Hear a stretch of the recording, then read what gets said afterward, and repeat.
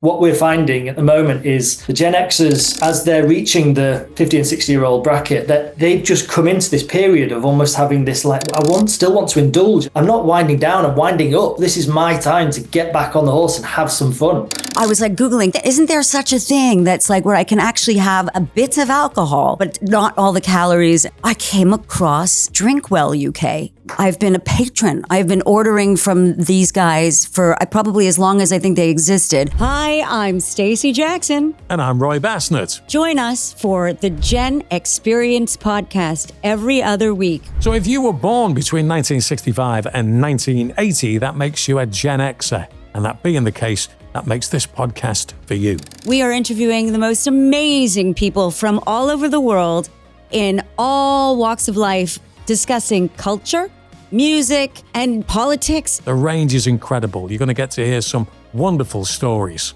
So join us every other week for the Gen-X-Perience podcast. I'm Stacey Jackson. And I'm Roy Bassnett.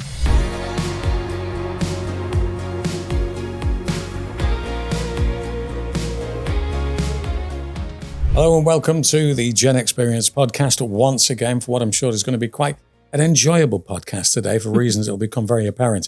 I'm Roy Bassnett. And I'm Stacey Jackson. And I'm so excited about today's podcast. Well, I'm not excited about every podcast, but this one is totally up my alley. Tell me why you would be so excited about this one. Well, I'm a bit of a fangirl of this guy because he came up with a concept that I was dreaming about for a long time. I love my wine. And you... You don't say. I love my wine. I love to party. What could you say? I'm a girl from the 80s, right? And you love your beer and, this thing sort of culture, especially being in Britain, where the drinking age is 18. It's where I was from is also 18.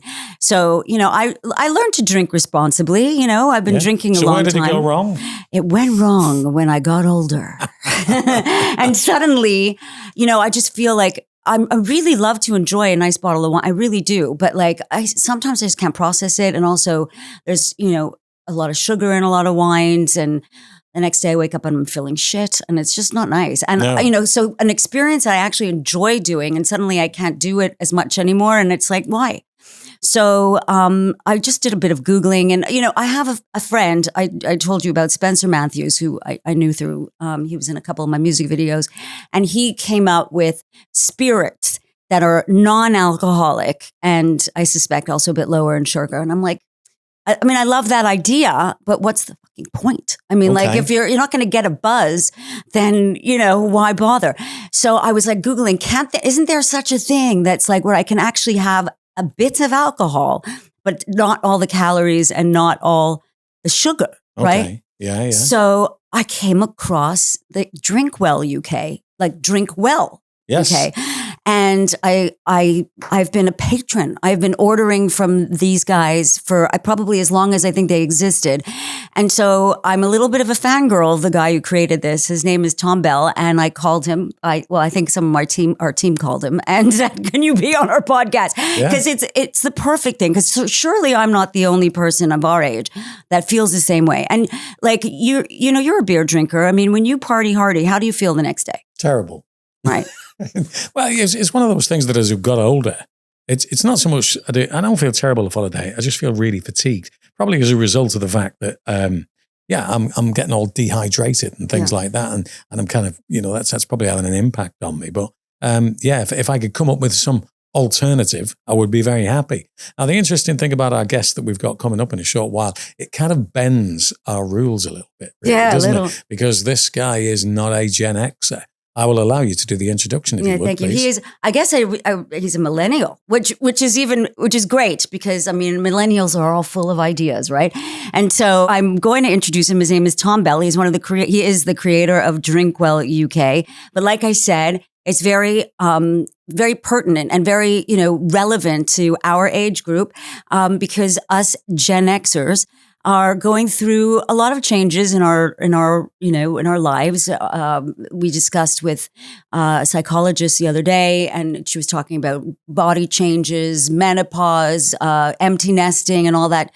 And I think it's also how we recover from things. So not just fitness when you're in the gym and it takes longer to recover, but just also from drinking. And so the demographic of, I guess, the Gen X world it's very relevant to this company. And so hence we now can ask Tom himself. Hi, Tom. Thank you for joining us today. Hi. So I'd love to find out what how did you come up with this idea? Like, what was your history leading up to starting DrinkWell? It was an interesting one, and I think probably one that's not as usual as you'd find within the drinks industry. I'm not from the drinks industry. I never was. I didn't have a history in it. I don't have family in it. My dad's been a lifetime plumber. My mum was a secretary, worked in administration all her life. So we've not lived in this world of the drinks and beverage industry, certainly not in, supermarket retail and distribution and all this other wild and wonderful stuff that I'm getting involved in now. But it came from a pure passion thing. It was certainly something that I needed as a consumer. So I was a very active, fit and healthy guy, played a lot of rugby. And I think the rugby really sort of kicked it into gear. So as you know, with rugby comes the drinking culture. The culture is probably the best part of the sport.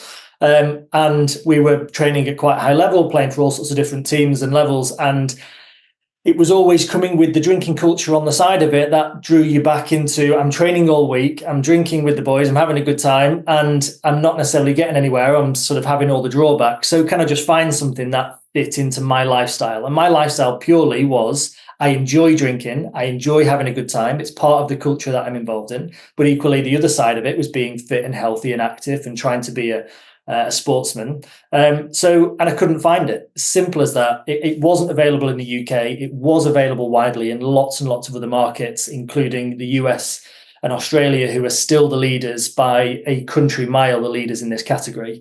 They've been doing this for probably 20 years and doing it very well. And more NPD has been coming out into these markets. So although we talk about demographically, you guys are in a different space than especially where I was in my early 20s. But I have a very different view on this. There's demographic differences, but psychographics is where we sort of overlay a lot of this. So demographically, totally different, but psychographically exactly the same. You're in a stage of life where you're trying to enjoy yourself. You're still wanting to look after yourself, and you're trying to find ways in which to become more healthy. That's what a 20-year-old does and what a 25-year-old does. They're in exactly the same psychographic situation, but demographically totally different. So a lot of businesses and a lot of brands and NPD pigeonhole themselves into, it's a 55-year-old, predominantly female, demographically different, high wealth, inner city, rural wealth kind of person. But psychographically, these people are living their lives so much more differently. And I think we've got to think a little bit more about what it is that motivates that person. And I think you'll find some of those motivations, although their cues are different, their motivations are the same. Like the end is the same for those customers. And that's all I've done is, in principle, is listen to myself, listen to the people around me, and found a solution and then gone on to create a solution that in principle is just what customers are asking for. And that's really where it all started. I got to ask there, because you mentioned about rugby. Which code of rugby are we talking? I knew you were going to ask that question. I need to know. I knew it. The proper one, rugby union. Right. Okay. Well, I would argue that the proper one is the other one, but wait. Are we going to have like a Manchester Liverpool thing going on? He will know what my kind of persuasion is on this, because I'm from Widnes. And we used to have a rugby team a long time ago. We still have a good rugby team, I might have. But I might have to get them back on topic. Well, it'll happen in a short while. But I would have thought, to be honest with you, I mean, with the rugby drinking culture there, I wouldn't have thought wine would have featured in it. I would have thought, I mean, obviously, you do lagers and beers and all of that kind of stuff. Is that where it came from then? You thought, I'm having a few beers after the game and feeling a little bit ropey the following day.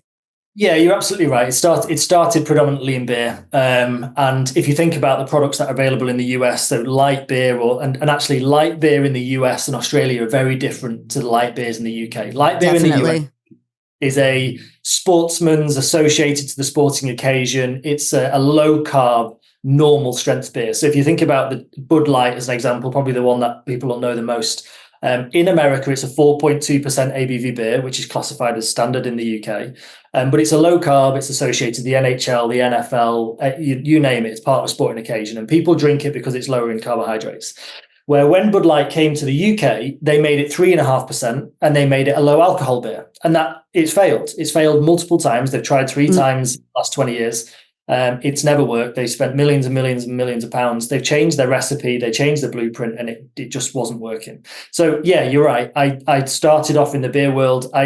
As just a little story, the first product I ever bought was a product called Moosehead Light from Canada. It's the only beer that I could get my hands on that wasn't a crazy expensive, and it was accessible, and I used an importer. Bearing in mind, I was just in my sort of back bedroom office trying to make this work in between a full-time job. Well, I'm glad us Canadians were able to inspire you. Surprised them. Yeah, supplied them, I should say. You'll know Moosehead. You'll know Moosehead well. So absolutely. We brought in the Moosehead product, and look, it takes about 10 weeks to get it from Canada into the UK with all the shipping and handling and so on. So I'd completely forgotten about it. I was sat on my driveway washing the car, and a TNT truck turned up. And I'm thinking, what have I ordered? It's from TNT. Like, why would I need a pallet and 2 pallets of beer get dropped on my driveway? And my garage is probably smaller than the office I'm in now.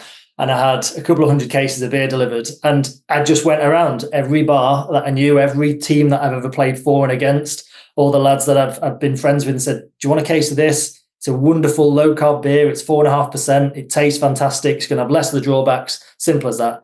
Sold it out in a couple of weeks and completely forgot that it was going to take me 10 more weeks to get any more. So it just... And from that point, snowballed into lots of different products on a retail platform where consumers can just come on and make a purchase and simply. Well, that is what I love about you, because you're like, you actually source it. You do your own due diligence, basically. You find the things that you would drink yourself that aren't shitty. Because like you said, there are some wines in particular, I'm talking from the wine perspective, not the beer, but that, the skinny wines and whatever, and like they're associated with the crappy, low alcohol, low sugar diet wines, But the thing about what he does is he sources the best naturally low in sugar wines from all over the world. Just like the story he told you about Canada and the beer, he does the same with the wine. So he, from Italy, from France, from New Zealand, from Australia, all from America.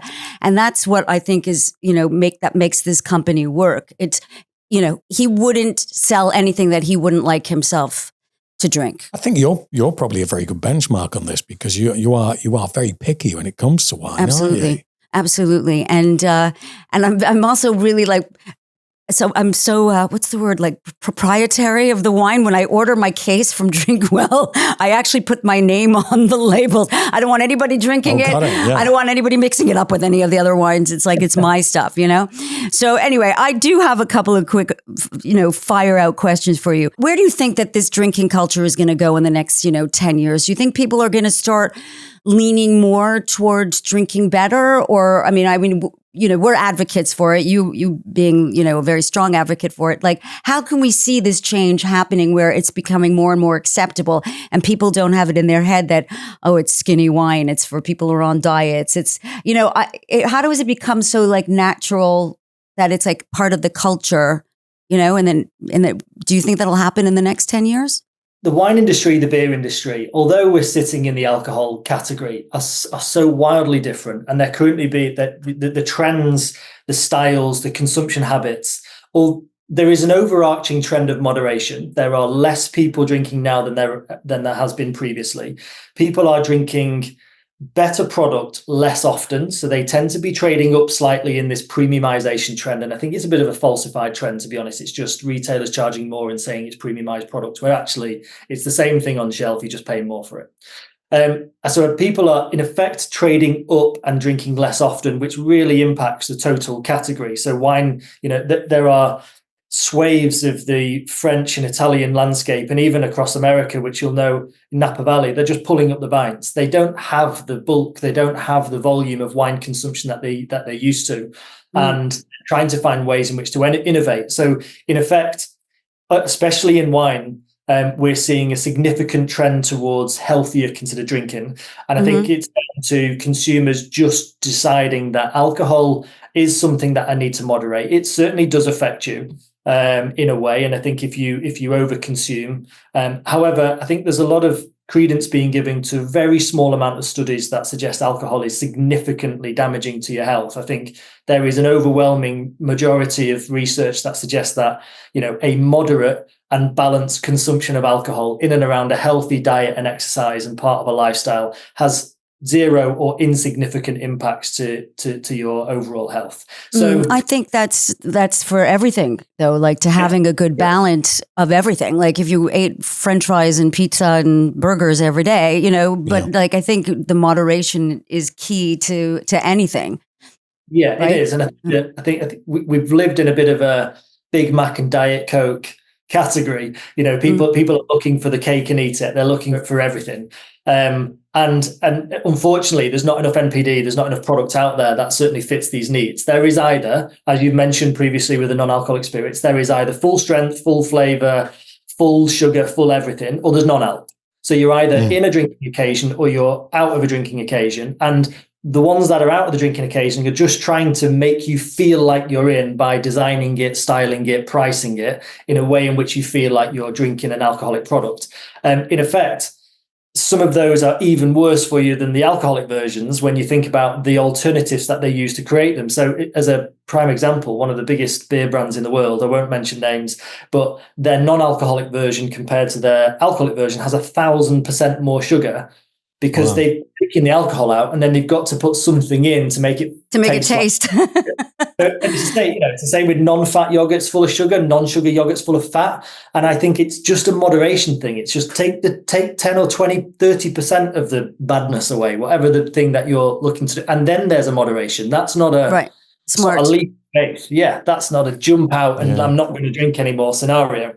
It's a bit of a marketing thing too, right? Like to take the stigma out of diet and like, well, I'm not going to drink that crap. Or on the other hand, for instance, when red wine was the big thing because there were all these medical reports coming out that it was good for your heart to have at least a glass or two of red wine. Then all of a sudden it spiked up that like red wine was the thing, especially among Gen X who are all like, winos and like going out to have nice dinners and also getting worried about their heart because they're getting older and whatever. So all of a sudden there was a huge spike among our generation and I guess also the boomers. I think the big thing about what we're talking about here is there is a generational shift when it comes to drinking. I mean, it was pretty much the be all and end all of teenage existence into the, even later than teenage existence, certainly for a Gen Xer. Younger people tend to value their health a little bit more. So being onto something like this kind of wine, whereas they want to go out, they want to drink alcohol, but having something like this, which has a significantly better effect on them, is going to prove to be quite popular. Absolutely. From your point of view then, I mean, obviously we are talking about, on this program, we talk about Gen X, we talk about music from the 1980s, we talk about all kinds of things and what have you. Are you the kind of person who sticks with your own generation? Or do you ever hear of stories like what we're likely to say about music was great in the 1980s? Are you particularly influenced by music from other decades? DrinkWell's customer, our average customer is a 50 to 52-year-old predominantly female customer. We're 60-40 female to male. Our customer, the person buying our product at DrinkWell is this Gen Xer. This is exactly who they are. So it's up to us to know them as deeply as possible. I'm not a Gen Xer. I'm not a million miles away, but I'm not a Gen Xer. And I think it's important for us to understand what turns them on, turns them off, excites them, what they do on the weekend, how they communicate and see friends, how they enjoy their occasion. They're all things that we have to do as a business to make sure that we're relevant and we're talking the right language. As I talked about psychographics and demographics, we do that. But actually, what we're finding at the moment is the Gen Xers, as they're reaching the 50 and 60-year-old bracket, that they've just come into this period of almost having this like, still want to indulge, and I'm not winding down, I'm winding up. This is my time to get back on the horse and have some fun. Like fun is almost the underpinning characteristic for what our customer is all about. They do want their cake and eat it. They want to burn the candle at both ends again. They want to relive their 20s. You look at some of the nights out that are coming around, like Vicky McClure's done that amazing day session. Yeah. I did an interview with Johnny Owen, who's her husband. I actually did an interview with them on the radio not long ago, and the success of that. I don't know if you're familiar with it, Stacey. What happens? People are clubbing in the afternoon. They'll go at like 2 o'clock in the afternoon, maybe knock it on the head at 8 o'clock, and it's proven to be enormously popular. Yeah, well, they call them darties. In the States. Yeah, okay. Day parties, darties. When they start partying. Sorry to interrupt you there, Tom. Back to you. But I think that is exactly what people are looking to do. They know that then don't want to stay up until 2 a.m. partying. They know they're going to get a sore head. They've probably got something to do the next day. Again, seeing more friends or doing something in the garden or going to see some family or looking after kids or even grandchildren at this stage. It's about winding up. So we're certainly in with speaking to bars and restaurants and pubs and clubs and where the event space is, that what we offer really is this home consumption piece, and they miss it when they go out. We find a solution. Yes, you're absolutely right. They can't get that when they're out in the trade. They just you're 100% right. When I am home, I drink my DrinkWell wines and I love it.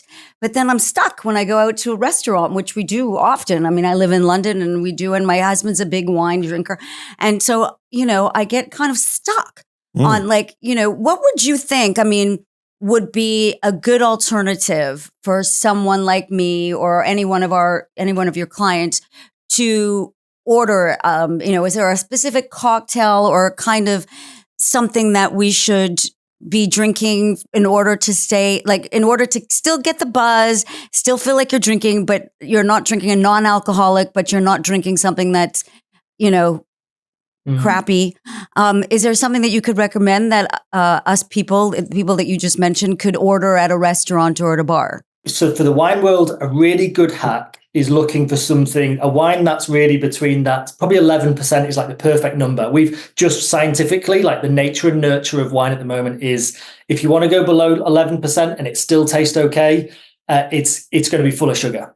If you want it, otherwise, because it's got to be de-alcoholized, right? So the nature of wine, alcohol's going up, and we're trying to find wines that are slightly less, but not significantly. So the only other way to do that is add sugar. So you don't want that. So you want like an 11% dry wine, because that means that they've naturally made a lighter alcoholic product, which is still going to taste great. They've not de-alcoholized it, and they've not pumped it full of crap. So it'll be dry, and therefore the crap bit is normally their balance is sugar. So if you're looking for wine, an 11% dry wine, you can find some amazing. So white in particular, or any? You can find some lovely Pinot Noirs at this level, especially French. You can find like dry Rieslings are really good for that. Normally 10 to 11% naturally. You've also got some stuff coming out of France at the moment, even Chardonnays. Pinot Grigios and Chardonnays in particular seem to be quite prevalent in the 10 and 11% naturally and lovely and dry. So that's wine. In your spirits, some of these little spritzers, a lot of the bars now carry sort of sugar-free elements. So they might have some sort of sugar-free syrups. If you want to have some sort of spritzer, you could have a gin, little sparkling wine in there, and an elderflower pressé or something that goes in. That's a really lovely option. That's not too high on sugar, and it's not going to blow your head off and make you feel horrendous in the morning. What we need to do, because if we just cut to the wide shot there, please, Laura, because we can show people that we have a collection of DrinkWell product on the table. Yes. And I will leave you in conversation, because I will get myself in a position where I can serve this up. Oh, you're going to pour. I'm going to pour. Well, I have one that's already open, and the reason why I bought this is my husband's called Henry, and I have a group of friends who like to call him Henners. So when I saw this on the website, I was like, okay, I've got to order a bottle of this. And actually, it's so good. It's one of my favorites. So that one's already open, because I kind of give myself a little bit of a head start yesterday. But then you so kindly sent us Traces, which I would love to hear about, because I think that's your own brand. Correct me if I'm wrong, right? Yeah. So you sent us the sparkling wine version, the white wine, the rosé, and the red wine. So I'm super excited. I might have to. Wait, there we go. Okay, so just for those people who are not going to see, who can't see, because we're also a podcast which people are going to listen to. I'm off mic at the moment. Okay, so which one do you want? We've got this one as well. Let's. Okay, this is the red wine. Can you tell me a little bit about this red wine that I'm drinking? Because this is actually your own brand, I presume, right? This is Traces. Yeah, so traces, all traces is, again, like following the customer, follow the data, is traces is a dissemination of everything that we've ever learned from selling millions of bottles of wine to customers. And it's what sells the most, what should it smell like, taste like, feel like, where should it come from, what should be on the label. And traces is essentially the baby born out of that information and that data. So the red that you've got is actually an uncommon grape called a Sanso. It's actually a very, very common grape in France, but you don't just see it singularly on a normal label. Sanso is a wonderful product that gives you everything that you really want in a classic French red. So it's light, it's still got loads of fruit, it's still quite punchy, it's lovely on the nose, but it's going to be really clean and really smooth, hardly any tannins in it at all. So it's a nice, if the sun's shining here in Manchester, so it's something that you could have on the afternoon. It's not going to blow your head off, but it's lovely. It's really light. It does smell very fruity. If I had to guess, and you're not the wine guy, but I'd like to hear an objective opinion. For me, it smells very cherry-like and very melony. I'm not sure objectivity is my strong suit. Just give it a sniff. Give it a sniff. Swirl it around. Watch me swirl. I'm saying there's nothing wrong with me objectivity. So when I get stuff for nothing, I tend to be less objective. Fair enough. Yeah, okay. Let's smell it and tell me what you think. Okay, let me go through the process again. So you swirl it around. You swirl it around so you get like the aromas and you aerate it a little bit. Because remember, it's been pushed into a bottle without any air. So now we've just let it breathe. And now take a smell. Oh, smell first. Yeah. What does it smell like? It smells like wine. Okay. Yeah. Give it a real inhale. Does it smell like any fruit to you in particular? Like I smelled like cherry, right? Yeah, that was what I was thinking of there, and I was too scared to say it. Oh, no, go with your gut. Go with your gut. I'm going to say cherry and vanilla and a bit of like melon. I'm going to cut to the chase. What do you think? I don't need to yuck it out or anything like that. No, you don't. I know a real wine taster will swirl it in their mouth and spit it over. Right, here's what I'm going to say. And I am by no means an expert whatsoever. Drinkable. Of the wines, when I go out, I tend to be a rosé person or a white wine person. Red, not normally on my radar. Red is hard to like. But that I like that, and listen, Tom, I'm not just saying it because we're in your presence here, we're in your company, but I really, really like that. It meets with my palate, shall we say, and I really, really like that. So yeah, good work. That's really yummy. So by the way, I have never tried the Traces Red. I was always trepidatious to order it because I didn't know much about it and I didn't know where it was from. But honestly, this is great. It's light drinking. It probably even goes with a fish, like a tuna or something like that. But yet you can also eat it with you can also drink it rather with I would say veal or chicken or something, maybe even would you say a steak? I don't know if it's heavy enough for that. Wine's such a subjective thing, and the one thing I certainly will stand by at DrinkWell is that we are drink it with anything. yeah, exactly. Drink as much as you can with anything you want. No, we're certainly not one to say this is how you should drink it. This is the occasion it should be drank in. People are drinking wine in different ways now. We're certainly not one that stands there on our on our soapbox and shouts out, this is what you should smell, should taste, should feel, should drink it with, this is your occasion. It's for all those occasions that are really a lifestyle for us. It's not when somebody wants to drink wine, whatever it is, we'll have the option for them, and whatever style that it is, what region that they prefer, what type of grape that they want. But what we're not going to say is this is exactly what it is that you should taste and smell, because it's so subjective. Right. What kills the wine world? It's certainly confusing. Yeah, I'll tell you what is really interesting about this is the amount of detail on the back of the bottle that explains everything from protein down to the volume and all of that kind of stuff. It's places of origin. I think that's incredible. That. Can I ask you, because I'm a little bit ignorant of the subject here. Once you've opened a bottle of wine, is there a period of time if you put the cork back in, is there a period of time that you should consume that wine in? It's a good question, and I think it is, again, relatively dependent on the type of wine and how you've closed it. So there are some lovely little gadgets these days that can take out the air that's in the bottle once you put the cork back in. Sometimes copper in, so they sort of pump out the air and that lasts a bit longer. So sometimes you need to get the air out, yeah.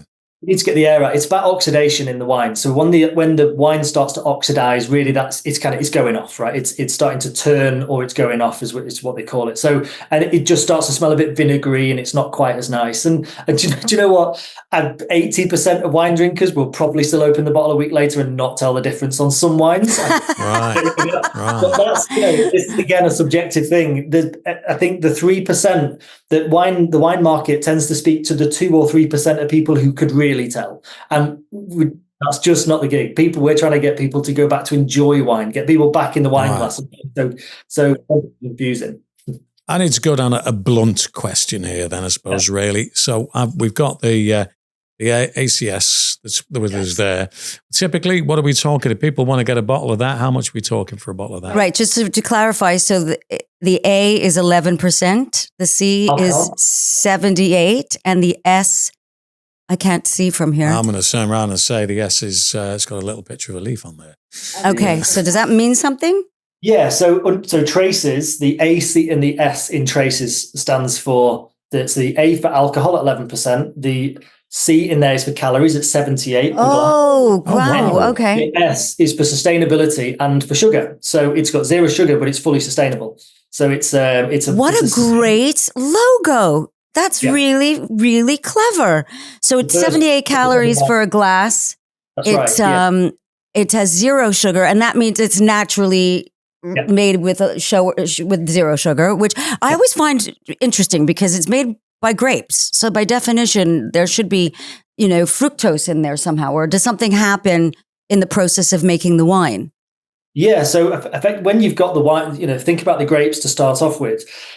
And this is when I was just mentioning nature and nurture. I probably should have expanded. So the nature of wine is you've got sugar in the grapes, okay? And the world is getting hotter. There is more sunshine continuously baking these grapes, and therefore there's more sugar in those grapes. And therefore, when you come to the fermentation, you're converting the sugar in the grape into alcohol through that fermentation process, all right? Now, when you get very, very, hot environments, lots of sunshine, loads of sugar in the grape, those grapes sometimes could ferment up to 16, 18, 20% in some regions, but the label says 13. So when the alcohol gets to 13%, the winemaker shuts it off, and all the residual sugar in there that would convert to alcohol would be swimming around, and that's why you'd have additional sugar in wines. Now, that is before some winemakers in some regions and in some varietals and some styles of products and labels, they put additional sugar in on top of that. And that's why there is loads more sugar. Yeah. Now, what we've done on this is we know exactly what point in the year and at what environmental conditions it is that we harvest the grape, and that will get us fully fermented. Every gram of sugar is fermented and we hit 11%. So there is no sugar left over to convert into alcohol. It's completely dry, and there's nothing left over. There's no residuals. So therefore, there's no extra calories that come from just sugars that aren't converted into alcohol. That's the science behind it. So just to give me an idea then, on the C for the calories, typical glass of this wine has 78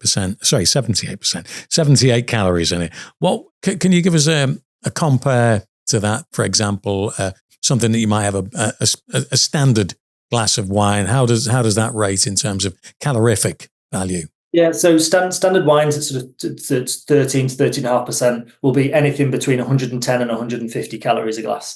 So it depends on which style, it depends on what product. Obviously, red, whites, and rosés can vary, and equally different alcohol levels can vary significantly. But you're looking in and around 100 to 150 calories per glass. Right. Wow, that's quite a significant difference, isn't it? It mounts up. Yeah, if you think about the number of glasses that you drink, and you can mount that up on 20 to 40 calories a glass, 6 glasses in a bottle, it certainly starts to mount up over the year. As a business, we're very, very proud to say that when we stack all those up, we've saved over 114 million calories for the UK consumer. Right. Okay. I have a little bit of a concern now, because we're going to move away from the subject of wine, because it is that time of the show where Stacey gets her deck of cards out. Now, you being a non-Gen Xer may have a little bit of difficulty with this, but having said that, some of the Gen Xers have had difficulty with it as well. I know. We're not going to talk about Ronald Reagan. No. Not this time. No. I actually had to give them a hint, and I was like, rhymes with Donald Pagan. Yeah. Anyway, these are very easy questions. Well, actually, some are quite tough. I thought that I was going to get them all, but I didn't. It's my 80s trivia. We'll start with with Roy. Yeah. I think you'll get these ones. But then again, this was just a very random pick. Okay. So I think that one of these questions you'd certainly be in with a chance to get in. The other one I'm not too sure about. But anyway, I'll go with this one first, the more difficult of the two. From which country does the iconic 80s toy, the Rubik's Cube, originate? which is sitting right in front of you. I think he knows what a Rubik's Cube is. What country made that? By the way, I grew up in the 80s. I didn't know the answer to this. Didn't you? All right. Okay. I wouldn't have known it, but Mr. Rubik is a native of the country we're looking for the answer. Rubik. Oh, Rubik. Well, that kind of gives a bit away. So maybe, I'd say maybe Rubik, Russian, Polish, some Eastern Blocky. Ooh, so close. Rubik. Yeah, it's got to be Eastern Bloc, Poland somewhere, maybe. Yeah. Okay. Very close. Very close, actually. It's Hungary. Yeah. I didn't know that either. I'll give it a kind of half point because that's Eastern a half Bloc. point. I think you did. Yeah, that was clever. Okay. Next. Okay. Oh my God. I can't believe I even picked this one because we literally just talked about this. Okay. Which band had t-shirts with the slogan "Relax" printed in large letters? Now, bearing in mind, he's younger than us. I know, but we just talked about it. We're interviewing him after you. Frankie. Yes, that's right. I ain't Frankie giving that. goes to You can have Hollywood. that. Frankie goes Hollywood. There you go. Yeah, that's it. Okay, fine. That Very was good. good. All right, now this one's going to be easy. What's Final this one from me. Well, I think this is easy anyway. 1980, John Lennon was shot dead in which city? Liverpool. No, but you know what? That's a good one. That's a good one. He was shot dead in New York, but yes, he is from Liverpool. So that was a bit of a trick question. Yes. Okay. My last one, and you might get that. You might get this. So, which new music format became available in 1982? Music format. So this is way before digital, like Spotify. You're doing your best for him to get the answers of this, aren't you? A format as in cassette tape. Exactly. So which kind of format became available for the first time in 1982? I'd say, is that too early for CD? Maybe that was it. That is a CD, compact disc. You got it. There, yeah. Actually, you did very well. Good. You did I'm telling you, there were people from the 80s who had no clue. I mean, zero clue. Some of the easiest questions. You know what? I think it's being under. Okay, there you go. You were born in the year I met my husband. There you go. You did very well there, You did Tom. excellent, honestly. However, sorry, we have to do that. It's part of our shtick. To quote a song title, I think you had a little bit of help from your friends. From your friends, yes. There you go. Tom, listen, it's been great speaking to you. Can you tell people, if you want to find out more about this wonderful drink of yours, how they can get that information? Yeah, look, the products, everything that we sell is available on drinkwelluk.com. There's over 150, 160 products on there, beers and wines that you can choose from. Traces is available on Amazon and a bunch of different places across the UK and Ireland currently, and hopefully more to come. So if you've got any questions, by all means, reach out. We're an open book, a small team based in Manchester, and we'd love to answer any of your questions and help you find the perfect option. Ooh, we're going to pop that cork soon, right? I like that, the one that's the sparkling one. Just really quickly before you go, where is the sparkling wine produced? The traces. It's a prosecco, so it's made in the prosecco regions in Italy. Wonderful! I can't wait to try that. Great, it's a good product. It's lovely. Everybody really loves a little fizz. Well, thank you again for being on the show. It was very informative, very, very informative. I really enjoyed speaking with you. Thanks again. And well, you'll be hearing from me soon. I'm sure I'm going to be putting in another order. Yeah. Not sure what she's going to sound like after she's gone through the collection that you've sent us. No. But that could be quite interesting. But yeah, Tom, real pleasure speaking to you. Thank you very much. Nice to speak to you. Thanks so much Bye, Tom. Me. Thank you. Okay, right. Well, we are almost out of time once again. I'm not just saying it. I really do like the taste of this stuff. So because it's very drinkable. It's really, really drinkable. And which is nice. He's focusing on the market that people should just have their glass full and enjoy it. And this is it's very enjoyable wine. Tremendous stuff. Yeah. Okay, well, there you are, a drink episode of the Gen-X-Perience podcast. And then we shall be back with more in the not too distant future. So please do continue to watch what we're doing or listen to what we're doing on the various platforms. Do like and subscribe, all of that kind of stuff. We'd appreciate it. We look forward to your company next time. Thanks very much for checking out the Gen-X-Perience podcast. Please do like and subscribe. We look forward to your comments. And if you could give us a 5-star review, that would be really appreciated.